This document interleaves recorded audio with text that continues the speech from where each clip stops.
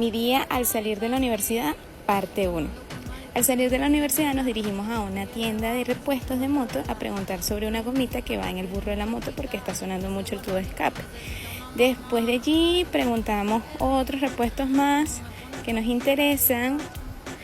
Al salir de allí nos dirigimos a la autopista que se llama La Variante. Aprovechamos de grabar un momentico y así seguimos el día. Ahora a trabajar.